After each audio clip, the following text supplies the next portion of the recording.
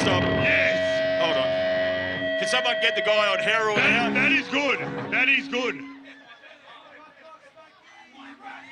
While we've got a minute, if everyone could just come to the front and show us your vaccine certificates, that'd be great. Mate, when I said take drugs and get drunk before the gig, I didn't mean get on the smack before the gig. He said take drugs. Wrong gig, mate. Take drugs, not take drums. Fucking hell.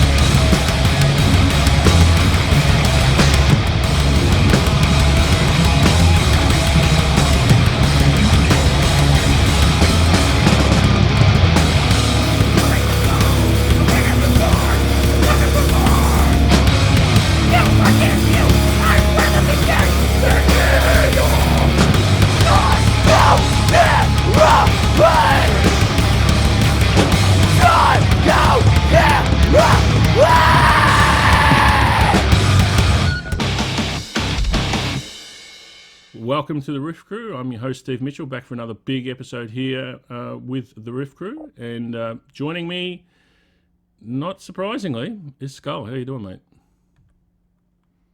Greetings, ladies and gentlemen in Cyberland. As you know, this is Skull, broadcasting from the past, present, and future in the Chamber of the Cosmos. Here with my good friend Steve Oz from Ozland. I'm an off again, on again DC bomb rock band Black Manta.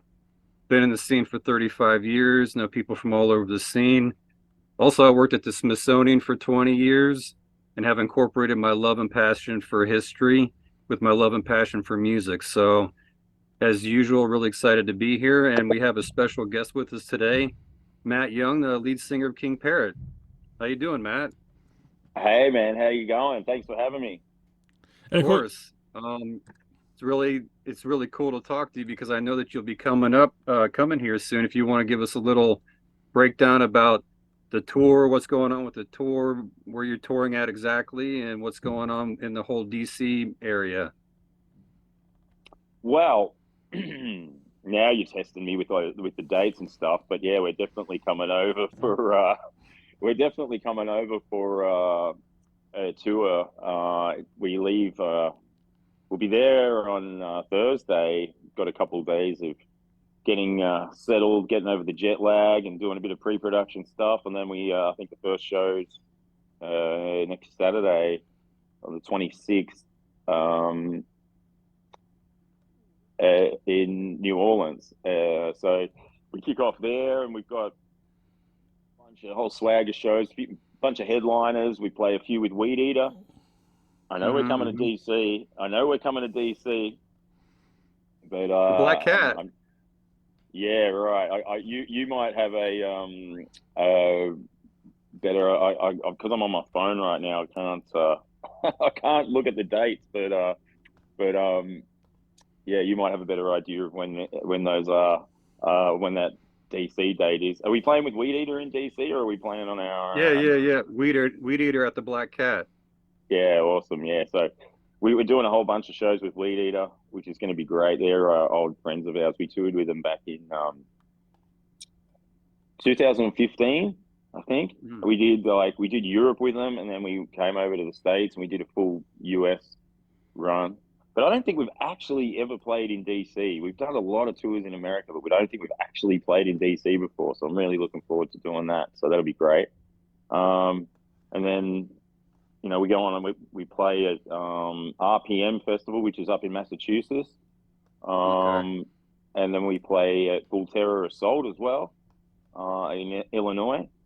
And then we've got 5 shows with Pantera and Lamb of God, which is going to be huge. And, it was a big incentive for us to come over and do the tour in the first place, getting to play those gigantic kind of shows. So that's cool. That's kind of come about through our sort of affiliation with Housecore Records and being signed with them and, Phil Anselmo's label and all that sort of thing. So we've been with them for nearly 10 years now, which has been great, super supportive label. And then after we do that, we go over we cut across the middle and we make our way over to the West Coast. We meet up with a couple of really cool bands, Filth is Eternal and Spirit in the Room, and they're going to support us down the West Coast. So would you say this is like your first official US tour per se? Oh, no. We've done 12 US North American tours since 2014 or something like that. Yeah, we've been over there heaps. But we've just never played in DC. I don't know why that is. I don't know why that is at all. Right. We've toured with we've toured with so many different bands over there. Like our first one we did with we kind of headlined and we did it was a bit scattered and it was a bit all over the place. But we did a tour with Origin, a death metal band Origin. Oh yeah. Yeah, we've done this is back in 2014. We toured with Down and Orange Goblin. We did a big tour with Down and Orange Goblin, but that was kind of more West Coast and up to Canada and up to Edmonton and Calgary and all that sort of stuff. we've toured with Cattle Decapitation, Weed Eater. It sounds to me like there's like a cross-pollination, like you guys. Total. Yeah, you're not really Doom. You guys are more like screamo, hardcore, thrash. Oh yeah. We're like grindcore, thrash, and definitely a very punk aesthetic going on there as well. So playing with bands like Down and Orange Goblin, all that. It's very different. Yeah, there was that tour was definitely very interesting for us. Right. You know, playing in front of these like kind of, you know, I mean, I obviously Down have got some more extreme sort of fans and metal fans and all of that, but then they also have this crossover into the kind of five-fingered death punch, Nickelbacky kind of. I don't know what that world is, but yeah, we certainly ruffled a few feathers on that tour, that's for sure. Because you want to go into the. I'm sorry. Go ahead, Steve. I was going to say you guys don't really fit a mold into terms of a particular genre. You sort of cross over different spaces. What scene or what crowd or what type of bands do you kind of fit best with in terms of the crowd response? Well, I mean, I think it's interesting, you know, like because we don't sort of fit a certain thing. I think it's, you know, we especially here in Australia, you know, where we've played a lot more than anywhere else, obviously, because we're from here. But you know, we fit in. We pull from all different audiences. I think, you know, we get some punk rock people, we get some, you know, some of the grindcore people and the more extreme end of stuff, and black metal kind of stuff, and then we get a few thrashers, and you know, we just pull from all of it. But I mean, some of our best tours have been with bands like, you know, Cattle Decapitation. But then, you know, we did a tour with Superjoint Ritual. Oh, they're just Superjoint these days, I think. But that was a great tour for us. You know, over in Europe, we did a tour with Soulfly in Europe, and that was really cool because they draw from a sort of pretty broad audience as well. You know, we've toured with Obituary and Exodus, and that was really good for us as well. So it's like, it's sort of one of those things. I don't really think it matters too much, but I think, you know, for us, our next step, I guess, is you know, working on this new record that we're trying to do at the moment, and continue to sort of forge our way into our own kind of thing, and build our own audience, you know. Yeah, I was going to ask you, so if you want to go into it a little bit more for the viewers out there, how this whole Phil Anselmo connection. I know that he does dig deep. He likes all kinds of obscure bands. I remember back in the day, he'd wear like a Dark Throne shirt, and people like, holy shit, you know, this guy's, you know, into all kinds of stuff. So this whole connection, how did that all come about? I mean, that's pretty wild to have someone of that notoriety to, like, you know, to be, you know, basically, you know, pushing your band. Yeah, absolutely. It's crazy. You know, especially for like us being a sort of, you know, obscure kind of grindcore-ish kind of band from Australia on the other side of the planet. Sure. But we did some shows with I Hate God. We did one show. We played at a festival with I Hate God, and they just happened to walk into the room when we were playing, and it was going crazy in there, and it was going bananas, and they seemed to enjoy it. And we hung out with those guys quite a bit that day, and made friends and all of that. And I don't know, maybe a few weeks later, we got an email from Phil, just sort of saying hello and introducing himself, and we had a bit of a chat. And then wasn't too much further down the track, we were playing at a big festival in Australia called Soundwave, and you know, Down were playing there, so we got up and we actually jammed with Down that day on stage. You know, when they do Bury Me in Smoke at the end, we kind of got up and did that, and you know, hung out with them. And you know, I think a few months after that, we were doing our first US tour, and we went sort of by down in Louisiana, where they are, and we went and stayed with them and hung out and just became friends, you know. And we played at the House Called Horror Fest later that year, that Phil used to do down in Austin. Yeah. And then you know, a couple of months after that, we toured with Down and Orange Goblin. We did our second record out at his studio just after that. And we've done a few, we've toured with Supergiant Ritual. Like I said, we did a tour with Phil Anselmo and the Illegals as well. We've done Australia with them. We've done Japan with them. We did the US with them. So we've done like lots of stuff, just over the years. And So I is guess it when like a 10-year relationship, like friendship, you think? yeah, it's getting up to 10 years now, I think. Yeah. Hmm. Yeah. And it's been, it's been awesome. They're super generous, super supportive. And, when the Pantera stuff came up, there was emails going back and forth, and, they were, the housecore people were kind of saying, it would make sense to have some of our own bands on the Pantera shows, So he's always been a champion of the underground, I guess, and we've all the bands on the label have gotten a bunch of shows. So we're doing the last 5. So, and I think Child Bite have done some awesome, Child Bite, punk rock band from Detroit, Okay. super cool band. Yeah, they've done some. There's another band called Snafu from Detroit. They played a few shows. Flesh Order are playing. They're like a brutal death metal band. They're playing some shows with them down in Texas at the moment. I think when they head over west, they're playing with Spirit in the Room. And then when they make their way back over the east, we'll join up with them. And, we do Maine, New Hampshire. We do a couple in Virginia and one down in Georgia. Well, I was going to say that's an amazing exposure for you guys. I don't know, you might know, but the stadium Jiffy Lube, they changed the name a million times. It used to be called Nissan. We still call it Nissan, but whatever. I mean, that holds 25,000 people. That So I don't know if you've ever played on a stage like that. If you've had this kind of like live exposure before. We've done a few festivals like that. Like we've played at Soundwave, which was the big thing out here. I don't know if you ever heard of that one. It was it's gone now, but it was huge. Like it was the biggest, most ridiculous festival Australia's ever had.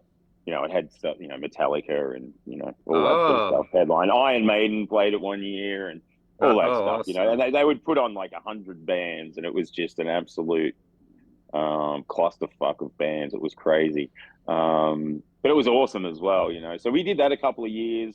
We played a Download festival out here as well. We played a big one. So how many at Soundwave? How many people you think? It's sort of hard to say. One year we played in front of maybe like 10 or 15,000. Then the other years it was maybe a little less. We played a little earlier in the day, but we did play this huge festival in Jakarta called over in Indonesia called Hammer Sonic, and that was I couldn't even tell you how many people would have been there. It was insane. It was crazy. Okay, so you're used to playing in front of this kind of audience. We've done it a couple of Well, times. you're experienced, right? Yeah, but we're definitely more like our home ground advantage would be, playing in front of 200 or 300 people in a sweaty club, tearing the roof off the joint. Right. So I wasn't sure. So you've already had that kind of massive audience exposure before. So that's awesome. A little bit, but I think this is just going to be something different, and I think the whole the energy around the Pantera it's huge. Tribute is huge, right? Yeah, it looks like it's going crazy over there at the moment. Well, yeah, it's like forever. It's like no one can replace Dimebag, nobody. And then everyone's like, well, except for maybe Zakk Wylde, he's the only one. And then it happens. It's like you start thinking these things. Because of his skill, he's an amazing player, as we know, and they were friends. So it's like doing it justice, and doing it for the legacy of the band and all of that. And I'm a big Pantera guy. I actually saw them at the same venue at an Ozfest like 97, 98. Wow. With the all original members.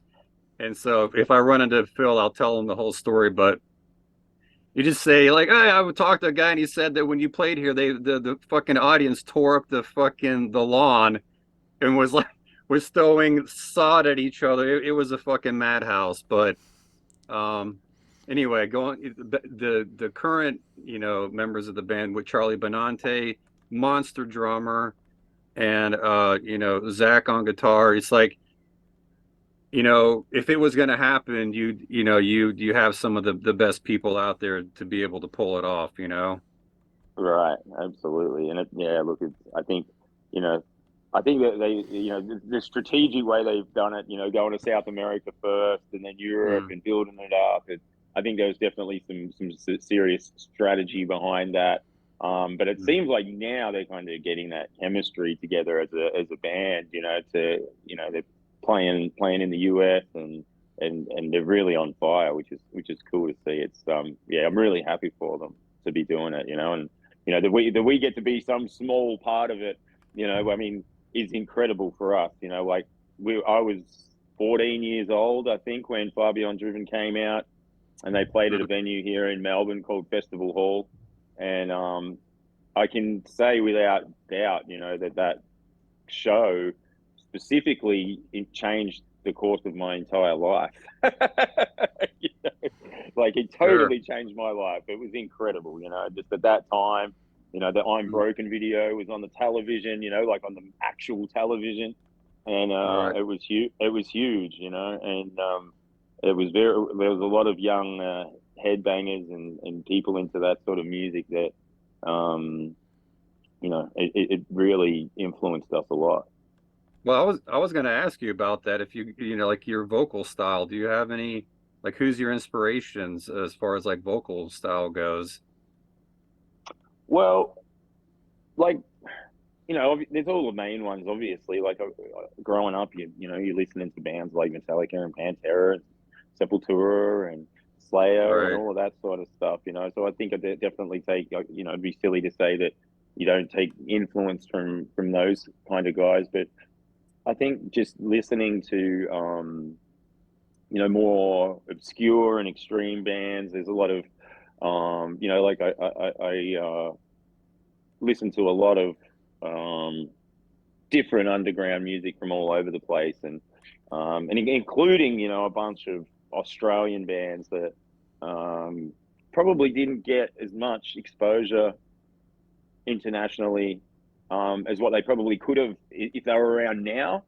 Bands that we grew up with, there's a lot of, bands like Blood Duster, Damaged, Bean Flipper, bands like that, especially Damaged, just the vocal style. I'm not sure if you ever knew of that band. They were signed on, Rotten Records for a while, like back in the late 90s, I reckon. Rotten Records is a guy from DRI, I believe. Yeah, so they kind of pushed out a little bit into the US, but they never got to tour over there.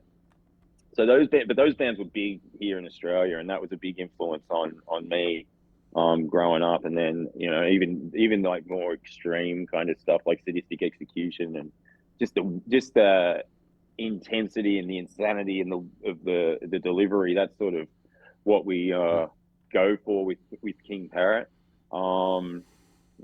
So there's lots of different stuff, like more modern sort of stuff. I think, Travis Ryan from Cattle Decapitation's great. Obviously, Old Mate from Cannibal Corpse is incredible, but I also love lots of like hardcore stuff too. And, I get influenced by everything, I just try and just draw it all in. I was going to say, DC hardcore, you're coming to the DC area, that's the home of Discord and Minor Threat and absolutely, all those guys. Absolutely. Poison Idea are one of my favorite bands too. I love Poison Idea. They've just got a special place for me, and but I love. I'm going to give you a little bit of obscure DC hardcore knowledge, please. If he's still working there, I'm pretty sure he's the owner of the Black Cat. It's been a while, but the original drummer of Iron Cross, DC hardcore band, his name is Dante. I think he's the owner of the Black Cat. I think he's been there for a million years. He has spiky hair. So if you see a little guy with spiky hair walking around, he's the original drummer from Iron Cross from back in the day. All right, cool, man. Good stuff. I did want to ask you, perfect segue into that. We were talking about the King Parrot. Is that's a really interesting name for a band. How did that name for the band actually come about? Does it have a specific meaning? Was it just a goof or? Well, I actually I have a little bit of news information about this, and we can get it validated by Matt. Is because I was having a conversation with Matt Rizzo either earlier this year or last year, and he said that he came up with the idea for the name. Is that true? Can you confirm or deny that? Oh man, I think when we came up with the idea for the name, like, I mean, it could be true. I don't know. It may very well be true, but we were all sitting around in an old share house that we lived in, and this would be going back to like 14 or 15 years now.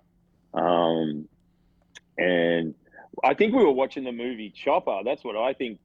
Rizzo was there, I'm sure. I mean, I'm sure me and Rizzo were there because it was me and Rizzo and Ari who were the original kind of people that started the band. And we were watching, and there was that scene in the Chopper movie where, you know, the guy who's like uses the boot polish on his head, Keithy, you know what I'm talking about? No, Oh, you haven't seen the movie Chopper? I don't know. I don't think so, man. You got to check it out. It's one of the greatest Aussie movies of all time. It's awesome. That's an Aussie movie. Yeah, and it's about this. Okay. It's about this guy called Chopper, who's a very famous criminal here in Australia who used to kill people. He used to kill the bad guys, and he was in jail, and he's got this arch nemesis in jail, and the nemesis says to Chopper, he says, "Oh, you're a fucking parrot. You just bash people to make a name for yourself." And he's like polishing his hair with boot polish. and someone said, and it might have been Rizzo, I thought it was another friend of ours that said, "You should just call the band King Parrot." And we all just laughed and thought, yeah, that would be pretty funny. And that was my recollection of, that was my recollection of what happened. But also, like, the bird itself, the King Parrot, is like a very sort of bit of a loud and boisterous kind of bird that a native Australian bird that, you know, they're kind of loud and annoying and all of that sort of stuff. I didn't know that. Yeah. So they're green and red, and they make a mess of things. They make a mess of things, and they're very loud. With your Australian roots, then. Absolutely. But yeah, I think a lot of people kind of, like, you know, people in the States or Europe or whatever, they kind of like, King Parrot, that's a weird name. And it's like, yeah, well, it is what it is. This song's called Disgrace Yourself.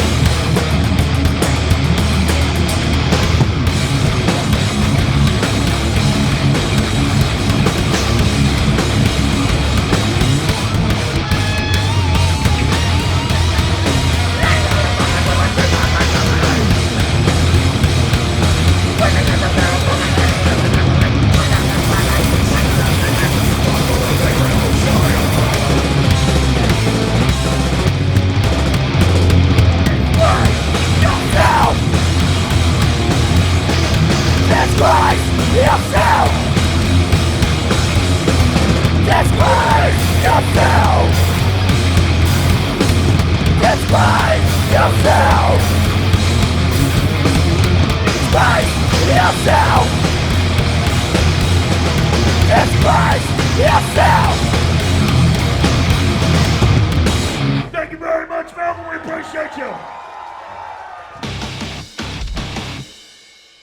Like music wise, I was listening to some of the music and the lyrics. Like, seems to me like you might be kind of inspired by like bands like MOD and SOD and DRI and Wehrmacht and bands like that. Is that, am I right there? Am I feeling that vibe?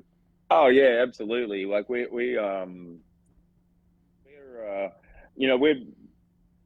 those bands that sort of we have an aggressive approach, but we also have a very tongue-in-cheek attitude towards everything that we're doing. And it's probably, you know, more slanted in the Australian kind of humor, taking the piss, all that sort of stuff. Sure. That's definitely an element of it. But yeah, there's this kind of, you know, we tread the line of sort of humor and aggression, which is kind of weird, but it is what it is, you know. It seems to work for us. And how does the humour travel in the US? Because obviously it's a staple of the shows here in Australia, and people lap it up. But how does it get received on the other side of the Pacific?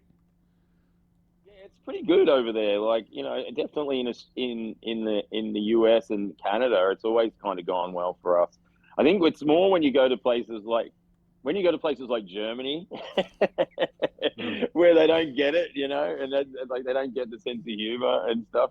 But the funny thing is like in Germany, you know, I just remember we were doing a tour there once, and we played in Germany one night, and then the next night we played in Poland, and the difference in the audience was just so vast, you know. Like in Germany, everyone was kind of standing there like serious, and they kind of didn't get our humor much, you know, as much as we tried to lighten them up and all that sort of stuff. But then we went and played in Poland the next night, and it was completely different, you know. Everyone's drinking vodka, and you know, they just lapped it up, and it was great, you know. So it really depends on the place, you know. But you know, we just try and stay consistent with what we do, and obviously we're probably not going to say as many sort of gags and all that sort of stuff as we would, you know, like if we were in, you know, somewhere that doesn't understand it, we're not going to sit there and, you know, try and tell jokes that they don't get. Well, but I was going to say that this tour, especially the big tour with Pantera, is perfect timing, because you said, I was going to ask you, you're working on some new material, so you have a new album coming out. well, we do. We've still got a long way to go on that, but we're kind of a little bit sort of separated as a band. Like we don't live all in close proximity, which kind of sucks. But we put out an EP during the COVID sort of times just to tide us over. We had 4 tracks that we recorded actually at the Housecore Records studio down in Louisiana a few years ago. So we put that out as like a 7-inch EP kind of thing called Hold Up in the Lair. And we put that out, and that was cool to put that out. That was like probably a couple of years ago now. And yeah, so we've just been like chipping away, working on stuff. But I think we're going to take some time this summer in the Australian summertime. So, you know, your winter time. We'll take some time to get in the studio and get that finished off. We've got a whole bunch of songs and ideas, and, you know, we're really chomping at the bit to get a new record out. So we're going to take some time to get that finished off, get all the songs solidified, and then get in the studio and put it down. So, you know, and hopefully it'll be next year sometime that we've got a new record. I'm hoping, yeah. And so that's Phil's label. Yeah, so in North America, we're with Housecore Records, yeah. So. Oh, okay. Yeah. Well, that's cool, man. And it's cool. One of the things the band's known for is your music videos. Like how much, and they've got hundreds of thousands of views online. How much do you place the importance of those in terms of raising the profile of the band? Well, I think initially, like, it is important. I mean, music videos are always important, but I guess for us, the challenge is to try and make something that's engaging. Do you know what I mean? You got to try and make something that's engaging, and something that people want to watch again. So I kind of don't. There's so many music videos where you just watch it once, right, and you just go, "That was the music video." It's like you're not going to watch it again, and it's like, well, it kind of seems pointless to me to put the video out like that. You want something that people will come back to. So we've always tried to put a lot of creativity and add a story and all of that sort of stuff into our music videos, and that's been I wouldn't say like right from the start, but since we did Shit on the Liver, which was a video of ours that has been really popular and kind of instrumental in getting us, the sort of underground notoriety that we've had. We've gone with that formula because we just enjoy. It's just another form of being creative for us. It's another outlet to be creative outside of just the music. Let's be try and be actors for a day or a couple of days and goof off in front of the camera and make something fun. Do something cool and fun, and and it's just something outside of standard performance music video that you see every day. So yeah, I think it's really important. And speaking of the underground, is that you're involved with Dead Set Records here in Australia and bringing out Despise You earlier in the year. Was that the first foray you've had in terms of touring bands out to Australia? Well, not necessarily, but probably the first one I did where I didn't actually play with King Parrot. So yeah, it was the first one where I just sort of didn't. I just, I was just a tour manager and was hanging out and, facilitating everything, which was really cool. And what a band to do it with, like a legendary band like Despise You from LA, who, great people, and, now are great friends and a killer band and a huge legacy. It was a great thing to be involved in. So, I mean, there's obviously touring companies in Australia, and I've worked with a bunch of them over the years, and most notably done stuff with Soundworks Direct, who are great friends of mine and love them to death.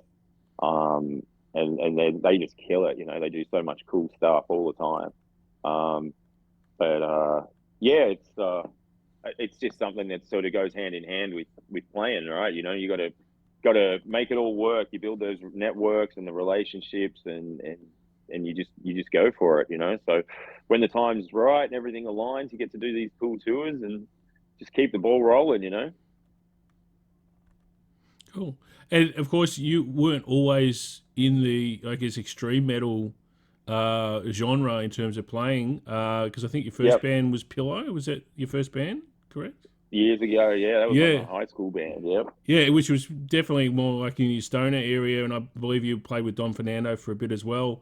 With Pillow, are you still? Because I think you played a show about 5 years ago. Wait, you said pillow or pillar? Pillow.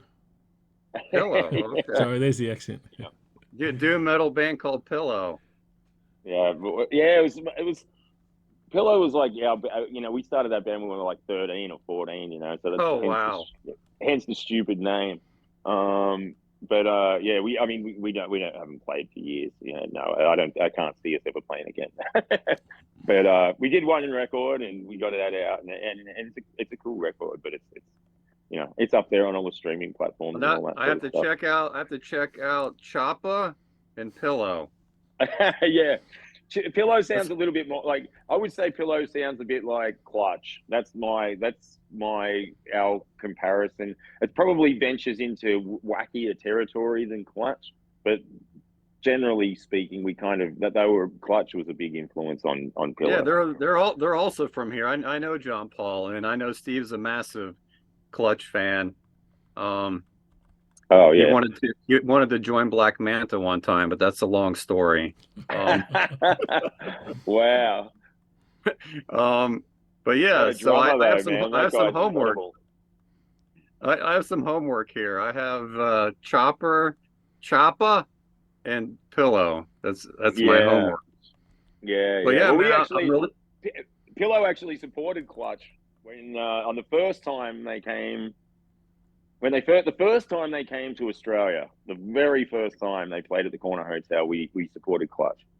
wow, And it was, cool. yeah, that was a big thing for us. That was like, wow, you know, because we were right when Clutch first broke out into Australia, they were super underground, you know. And I think I found this like little insert in a Slayer album that I'd bought, and it had Clutch must have been on the same label, and it was this thing for the Elephant Riders. You remember that record? You know, like that was the 90s, and Right. and we were like, I was like, who the fuck is these guys, the Elephant Riders? And I was like, I went down to the record store the next day, and I'm like, I've got to buy this record. And I was, you know, I've been a massive Clutch fan ever since. Yeah. Super cool guys. So down to earth. Just Yeah, salt of the earth type of cats. Just absolutely. if you're just wondering if I know about Elephant Riders, I'll just pull this out. I'm not sure if you can see it on your Oh, yeah. there. Oh, Nice right. little fight out. Yeah. I mean, there's a lot of yeah, Civil War history around here. Those big guys Clutch are fan, obsessed yeah. with Civil War history. That's super cool. But I'm really excited to see you guys. Maybe come and chill and hang out at the KY Lube Stadium. Yeah, man, we'll sort it out for sure. You at the Jiffy Lube. You with Pantera. Oh man, of all the venues, man, I was like, wow, we're playing the Jiffy Lube Arena. Yeah, finally. That's right. Finally. That's right. Oh, it's great. Cool. Well, you got any last words for the fans out there before we head off?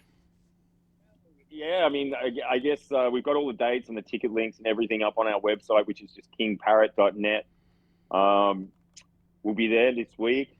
We're heading to New Orleans. That's our first show on the 26th, and then we kind of make our way around Florida and head up the East Coast and all that sort of stuff. So, you know, I can't remember the dates off the top of my head, but everything's there at kingparrot.net.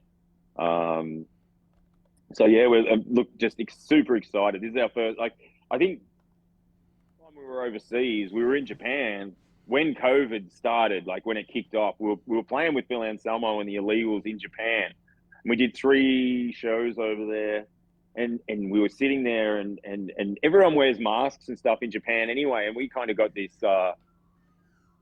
Drummer Toddy, we got this stupid photo with masks on. We were just like taking the piss, thinking, oh, let's just take a photo with masks on as a joke. And then next minute we're hearing this COVID shit. And then, you know, but within a week or so, it was deadly serious. And it was like lucky we kind of got home in time, you know.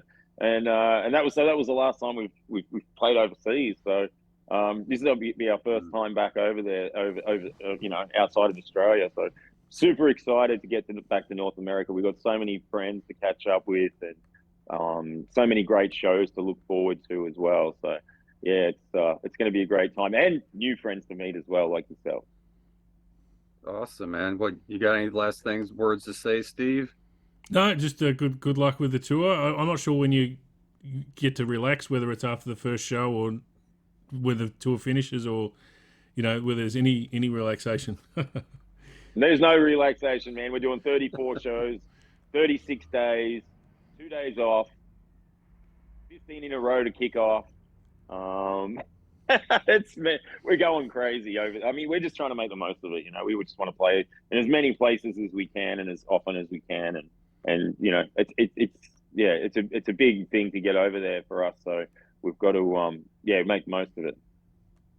Right on, man. I only have one last thing to say, and that's remember, look to the stars, carry that torch of enlightenment, and strive to be a disciple of rock and roll and the brotherhood of Orpheus. Rock and roll, man. Thanks so much for your support. Appreciate it, brother. Cheers, man.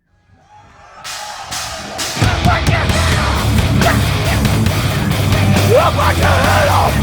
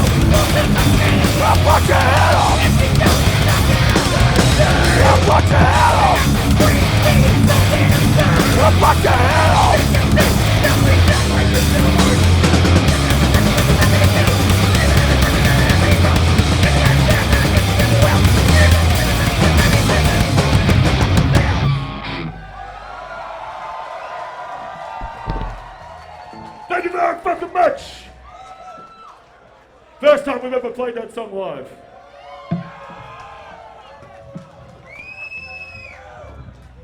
Title track of the fucking album and never played it live. We would have got fucking bigger. We would have been like fucking R&B top 20 if we had kept playing that song the last 10 years, but we fucked it.